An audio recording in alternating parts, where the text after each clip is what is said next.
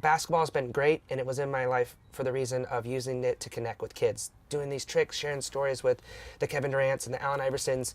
Now I have their ear. Like we were talking earlier, you're like, a lot of times kids don't want to listen to their parents. So I might come and say the same thing that you're saying, but I'm just a different messenger. This is Entrepreneurs the Playbook, where I give you access each week to the world's greatest athletes and executives about their personal and professional playbook and what has made them champions on and off the field. This is the Playbook. This is Dave Meltzer, CEO of Sports One Marketing with Entrepreneur the Playbook, and I have the second smallest basketball player I've ever had on the playbook, Jesse Lebeau. How are you? There's one smaller than me. Jonte Hall. I love that. Too small. I got to meet this guy. I just want to post him up. He's 5'4". Okay, yeah, no, So I'd good. post that guy up. Yeah. I'd pay money. I think that's a new pay-per-view we could produce real quickly. Oh, gosh, I feel like he can jump high or something crazy. You know, we've talked before, so we have a lot in common. Yep. But my favorite thing about you is that your life is dedicated to really inspiring people. And you spend a lot of time, you come from a small town in Alaska, inspiring kids, by utilizing the deficiencies that you've been given in sports to motivate others that they can achieve whatever they believe. You know, coming from Alaska, utilizing opening the gym because it's probably the only warm lit place you could find. Yep. You know, how did you make a transition to, man, I can be a superstar in Southern California and make other kids' dreams come true? Yeah, it's, I never had plans for any of this. So when I talk to people about dreams and framing that out, it's always be willing to tweak your dream. You know, all I ever wanted to do was play basketball. I wanted to be an NBA player like a lot of people, right? But I was pretty real with myself and realized probably not the best choice, you know, to be an NBA player just with what I was given, where I'm from, you know, my size and all those things. So I just loved the game. And so it was fueled by just having so much fun, and there wasn't anything that I wanted to do besides that. So I ended up going to college and playing in San Diego, and then I ended up out here in LA, and I'm doing commercials, and I learned quick I had to do something to make me stand out. And that's when I started learning all the tricks, like the Harlem Globetrotter type stuff, was because my friends were showing up and jumping over 3 people, going between their legs and dunking. And I'm like, they're probably going to get the role and not me. So I learned the tricks, and then I started doing the kind of the and one circuit and building up a little bit of a name and doing these commercials, which was a lot of fun. But then I was traveling, and this was like the most exciting, amazing experiences. I got to be Allen Iverson's teammate, and I got to go to Indonesia with him, and we kind of hit it off because everyone else was kind of like bothering him a lot. And like, here, come watch these videos of me dunking. And I watched that, and I was like, everyone does this to him all the time. And so I just kind of kept my distance, and I was like, I just don't want to be one of those guys. And he eventually came to me and was curious, like, why isn't this guy, you know, coming up? And so we had a lot of fun over there, and maybe a little too much fun. And Yeah, actually, he's known to spend a little bit of cash. yeah, he spends a little bit of cash over there. So, but just like a lot of places, kids come up really excited after these games, and they're excited by the tricks and stuff. And I went back and took a group to my hometown right after that, and the same response happened. But this time I knew their parents, or I knew their grandparents, and it was my friends' little brothers and sisters. And I call it kind of my light bulb moment, and I realized basketball has been great, and it was in my life for the reason of using it to connect with kids, doing these tricks, sharing stories with the Kevin Durant's and the Allen Iversons. Now I have their ear. Like we were talking earlier, you're like, a lot of times kids don't want to listen to their parents. So I might come and say the same thing that you're saying, but I'm just a different messenger. Okay. And that was a life transforming moment for me, and I found my path, and I took that energy and work ethic and just relentlessness that I had towards sports, and, you know, having to outwork everyone because I was so much smaller, and put it towards, all right, I want to be the Tony Robbins of teens, and I'm going to, you know, do all the things that are starting to happen. So it's been an amazing journey and a lot of roadblocks, but I've never been more happy, because when you find that thing really that excites you in the morning that you do for free, it's like, oh, I can't believe I get to do it, you know. So if you're going to be the Tony Robbins of teens, and hopefully I'll even help, you're going to do a TV show. Yeah. And I'd love to help produce that, because it just inspires me to think about it, because no one's doing it. I love it, yeah. But what lesson do you think most these I have 3 teenage daughters, but I'd like your perspective, not as a parent. What lesson do you think most needs to be given to these teenagers today, if you could give them one lesson? It's always different depending on where you are. You know, sometimes I'm at an inner city school where there's less resources. Sometimes I'm at an affluent area, and they have different problems there. But I think the biggest thing that it comes down to, and the message that I believe in, and it's all over the side of the bus, but it's attitude. It really is your attitude. And the big thing that kids are facing now is self-esteem.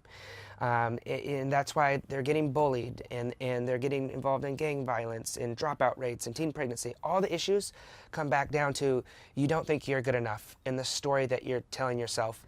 So my story really that I share, it really isn't that extraordinary of a story. I was just someone who wanted to do something really bad. Everyone told them that you couldn't do it. And then I decided, you know what? I'm going to show these guys, and I'm going to go do it. And I had a little chip on my shoulder. And I learned later that that's not the right motivation. You want to do it because that's what you want to do. Because when I did achieve certain things, to show those people like, oh, it wasn't fulfilling. I wasn't happy. And so we can't control what happens to us, but we can always control how we respond. And I think it's just an underdog thing. That's why I connect with kids. Is I'm very vulnerable when I talk about my my upbringing and the things that I struggled with.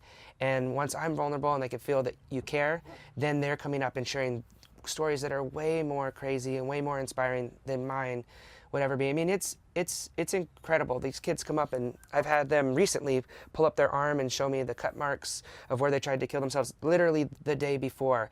And I just was blessed to have some good role models and mentors, and my parents were really involved in my life and believed in me. And so I decided I want to use what I'm doing to be that person for those kids that don't have that, because so many of them don't have it. So it seems like it's attitude. Attitude and perspective and appreciation. But it seems so complex to me because there's so many different layers of issues when we look at, the self-esteem issue. Yeah. One is the victim. Yep. Right, the guys that are in women that are bullied and have that issue. But there's also almost an entitlement side where we've created a process where we have to control every single thing that we do, say, and think. Yeah. And God forbid, somebody does something against little Johnny, and we have these helicopter parents, and everyone's, where you and I grew up in these small towns. And I always say that one of the biggest blessings that I ever received, that I grew up with 6 kids and a single mom and nothing. Yeah. Because as a parent, I hope to find the ability to communicate empowerment to my kids as much as I had a natural empowerment that if I didn't make it, yeah, I was on my own. Yeah. If I didn't make it, I wasn't going to eat. Yeah. There was nobody to fall back on. And I got all the credit. Yeah. I almost feel like my poor mom who raised 6 kids, single mother, 5 of us went to the Ivy Leagues. At the low end of the gene pool didn't. Yeah. But full scholarships to college, Yeah. all of us, extremely fulfilled and purposeful and passionate about what we do in our lives. And yet, it's always like, they grew up with nothing. Yeah. And I can see it on my mom's face. Yeah. Like, what they grew up with is what all the kids, which is called unconditional love. Yeah. And, a little bit of Jewish guilt. Yeah. How do you think you standing on a stage or doing your TV show how do you think we can get a little bit of that back as far as, hey, there's nothing about wrong with enjoying the pursuit of what you want. And you know what? Sometimes you just have to dig deep and not care what other people think, because I know judgment had to play a big role, and you received a lot of people doubting you could do what you could do. Yeah. No, I love that, and now they're calling a lot of these parents lawnmower parents. So it's very interesting, and we actually talk about this a lot. I think people are too soft today. I think life has become so easy and so comfortable that, if you fast and I can get on the Wi-Fi and I can get an answer to anything, that people don't really know how to deal with obstacles and overcoming those things. And I would argue that those things that you went through of dealing with having no money and moving around, these things made you who you are and made you a better person. If you can learn to turn your weaknesses into the thing that makes you have humanity and gives you strength, the people that achieve the most incredible things almost always, I've found, are the people that have gone through the hardest things. It's made you better. And I'll give you an example, and this is a very mild one, but it's one that that happened to me. So I'm out in San Diego. It's my junior summer. I go back. I'm going to work on a commercial fishing boat. I grew up there. I took a boat every day. I'm not good. I'm not good on the fishing boat. I was in the gym. I spent my whole life. My brother, he's out hunting, doing all that stuff. I'm like the low end of the gene pool as well. So I'm out there just trying not to embarrass myself, getting seasick and all that. And it is the longest 75 days of my life. Oh, you guys are wild. Yes, but you can make some good money as a young guy. Yeah, I have so I'm guys like, that play baseball and do that. yep. So I'm like, I'm gonna suck it up and I'm gonna do this and I'm learning the knots. It's a circus. I was miserable, and I was going into my senior year, and I remember like I'd have like a little Post-it, and I would take it off and be like, 42 more days? Like, how am I going to get through this? The work was really hard. It's really intense. You don't get to sleep. It's like the most crazy conditions. Yeah, you smell awful. You're not showering. Your buddies, if you aren't paying attention, you can do something that could get them killed. Like every summer, someone, something unfortunate happens. So I come back and I'm trying to do some push-ups and stuff when I'm out there. So I'm in shape for like my senior year, my grand, like everything I've worked towards. And it's a new coach. So we have a new coach, and he's making us basically do all the conditioning drills. But it's like, I'm the senior coming back, I should just kind of coast into, the starting position where I was the year before. This guy, I got to earn it. I have not been running. I've been on a little boat the whole summer. And I just remember I went through those drills, running the miles and all these things, and I absolutely destroyed everyone. It wasn't even close. People that had been training all summer, that were bigger, faster, stronger. And the only reason why it happened was because I was so mentally strong. I was like, I can do anything I got to run for 10 minutes? Okay. And I get to go home and have a smoothie and see my girlfriend. Right. Like, I can go through any amount of pain because I was on that darn fishing boat and the guy was, screaming and yelling at me. So I think I face this a lot because they don't want me, when I go and speak to your question, they don't want me to be controversial, and they want us to go and do these happiness weeks or kindness weeks is like the biggest thing they bring me in, and I'm like, all right, I'll do it. And I love being kind. Like, I think that's important, but we need to have toughness week. We need to have some grit week where everything's not offensive. And I shock a lot of the kids because if there's something going on, like I'll play with them back and forth and banter, but I will check them real fast and say things, and I can see the teachers looking around like, and they aren't even anything, but we become so PC and everything is so offensive. But it's like the kids need that toughness, and that's what made me who I am today. I'll give you a little advice on that one. Yeah. Make it be kind to your future self week. Yeah. Right? Because you can still talk about being of service. But, if we're not creating some sort of pain threshold for ourselves, Joe DeSena, the CEO of Spartan Races, what I love about him is the Spartan Races isn't the best athletes that win those races. Yeah. It's who has the highest pain threshold. Mm-hmm. And he has actually a pain threshold camp. Which, when you're telling your story in Alaska on the boats, I'm thinking to myself, Rocky IV, when he goes to Russia. Right? It's all the snow. Yeah, doing the training with the actual, like the meat. No, but it's true. And it's interesting because I tell people that managing pain, right, which is managing resistance, is an important lesson. And there are ways to talk about and empower kids about management of resistance, because what we resist persists, and there is nothing like that mental toughness. I see it in the differences. I train, you have a lot of millennials with me, and they'll tell you, because they've been with me for 5 years, how much mentally tougher they are. Yeah. Right? It's all here. By example. All here. Yeah. I don't tell them anything, but when I'm up at 4, people laugh because I'll go ahead and wake these guys up. The same way my mom said the only way you could ever raise 6 kids as a single parent is to wake them up at 5 a.m. Yeah. So they'd be too tired to do anything when trouble really starts. Smart. Right? Well, my parents, they would move the clock back. And they're like, oh, it's 7 o'clock, time for bed. Yeah, it's sunny all day. Like, let's just make any sense. Anyway. No, that's a good strategy, though. Your mom's smart, Yeah, but, how do we, they'll balance that with enlightenment and kindness on the other side. You want to motivate these kids, and you have a limited amount of time. What I find most challenging about speaking and motivating people is I know that consistency is the biggest factor. Yeah. And so I want to leave them with something simple that they can do every day. I always call it my focus homework. Yeah. The biggest one that I give people is say thank you before you go to bed. When I'm leaving, look, just say thank you before you go to bed and when you wake up for 30 straight days. Just try to do that. And I asked all the kids, how many of you think you can say thank you before you go to bed when you wake up? And they all answered. I said, here's the saddest thing. I travel around the world and speak to thousands of people on TV and radio and social media, millions of people. Yeah. By tonight, half of those people won't say thank you. Even though I've studied physics, quantum physics, and metaphysics, I know it's the easiest way to change your life. It's the one thing I could give you as a blessing. Yeah. You can do it today. Half of us are so far in our own way, we won't do it by tonight, and another half won't do it by the next day, and almost every single kid, every single person within 3 days will stop saying thank you. Even though I have walked the walk twice in my life and know that this works, that's how far in our own way we are. What do you do to leave a lasting impression? Something that's just not, Tony Robbins is great at firing you up. Yeah. But I want people, and I want them on my DMs, you changed my life. Yeah. What are you doing to change these kids' lives? Yeah. I think we do it in a very, we do it in a fun way. With kids, to engage them, they'll smell BS real quick. So if they see anything that they feel is fake or phony, and it's not like a corporate audience where they're just going to be respectful, they're going to let you know, and they're going to give you hell. Right. So if anything, they'll look at their phone and ignore you. Yeah, exactly, right? They're going to let you, and they're going to let you know, like, okay. Exactly.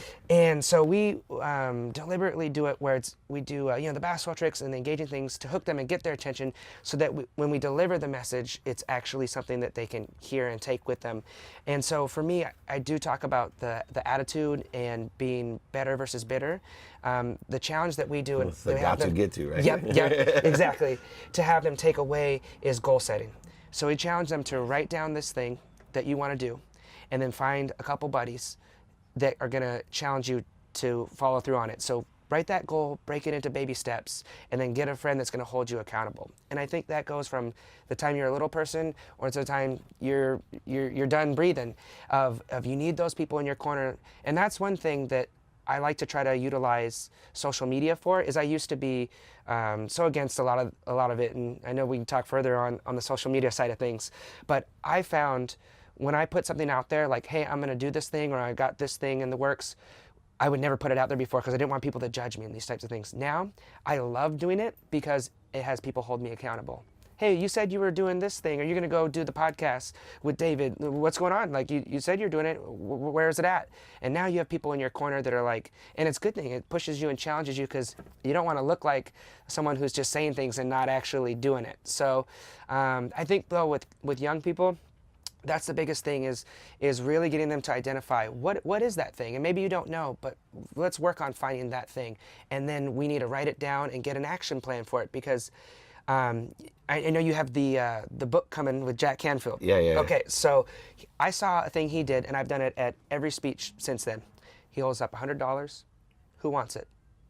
And he stands there until someone comes and takes that $100. I was an adult when I saw it. I never forgot that. Like, oh, and he does a whole bit about, look, the worst that could have happened is I told you to sit down, and maybe some people were like, oh, look at that guy, he must really need $100.